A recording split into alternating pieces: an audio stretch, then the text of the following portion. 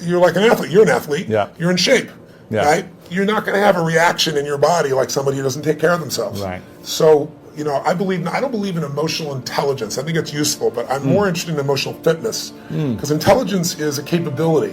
Fitness is a state of readiness. Interesting. If you are fit, you can take that demand right now and you can deal with it. You can deal with that physical stress, that emotional stress.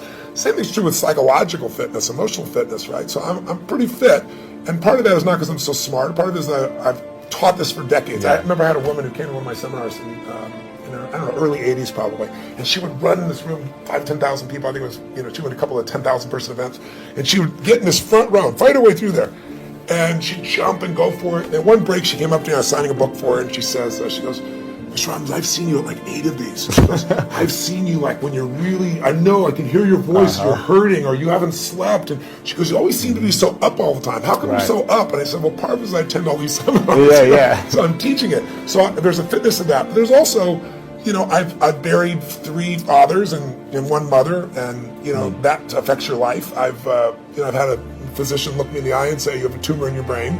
And so I've had those moments that when you've had extreme stress and you push your way through it, you build psychological muscle. It's like, it takes a lot to knock me off. In the early days, we didn't have $50,000 to keep the doors open. How do we do it? Then I had, graduated to $5 million. I graduated to a partner of mine who kind of didn't do things well, and I ended up owning $100 million because I had to take on his debts. $100 million. But when you do all that stuff, now my companies do $5 billion, a year. So you keep expanding what I would call really the circle of the threshold of your influence. Sure. Everybody has a threshold of control, and if you get beyond it, you kind of freak out. So it takes a little bit more. So you don't really have breakdowns. I don't have a breakdown. Do I get pissed off or get frustrated or tired? Yeah, but a breakdown, honestly, no. When I've had challenging times, I have so many tools. I pull them out. And mostly it's like you as an athlete. You don't just physically break down. Right. You take care of yourself. So you're constantly training that. I think most people don't train their mind and emotions. It's like, I think the most powerful muscles to me are not physical, as strong as important as they are. It's like faith is a muscle, courage is a muscle, determination is a muscle, playfulness is a muscle. Passion unexpressed weakens. Faith untested gets smaller. So I'm always, I call it deep practice. I'm always pushing myself to the edge, and pushing yourself to the edge makes you stronger. Well, Sir John Templeton is probably one of the greatest investors in history. People don't know his name. He started out with nothing. He wasn't Sir. He wasn't from another country. He came from the U.S. And he decided that he wanted to understand wealth, and so he saved $10,000, a huge amount of money in those days. And when Hitler invaded Poland, he developed a belief. His belief was, you make your money in times of maximum pessimism. Like if you were around in 2008-9, you remember what it was like, right? You could have bought, the Sands in Las Vegas, you could have bought their stock for $2.28. Today it's $67. Wow. It's a 3,000% return. It's not bad.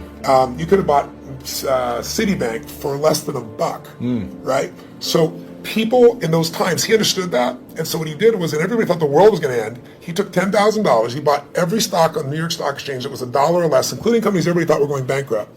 But when things are bad, people think it's going to be bad forever. When things are good, they think it's going to be good forever. And they're always wrong. Life's cyclical. So there's a season for everything. So once we got through World War II, and a few years later, guess what? Those same stocks made him a billionaire. So when I asked him, I said, what's the secret to wealth? His response when he touched me, he goes, you know it, you teach it. I said, what's that? He said, gratitude. And I said, why do you say that? He said, because if you got $1 billion and every day you live pissed off and frustrated, the quality of your life is called pissed off and frustrated. Right. But if you have nothing, but you're euphorically grateful for whatever you have, you're the richest person that you're going to know. He said, so it doesn't matter how much money you got if you don't have gratitude. So I do the same thing, by the way. I have a process I call it priming, where I get up every morning. I do mine in the morning. I do this radical change to my body, kind of alter my state. And then I do 10 minutes, I never miss, and my first 3.5 minutes is what I'm really grateful for. And I make myself think of at least one of those 3 that's something really simplistic, instead of something giant, the wind on my face, the look in one of my kids' eyes, something of that nature. And then I do 3 minutes of strength and healing, and I do 3 minutes of when I'm going to create my world. And I do that for a minimum of 10 minutes every day, because I believe you have to condition it. You don't just hope that stuff shows up.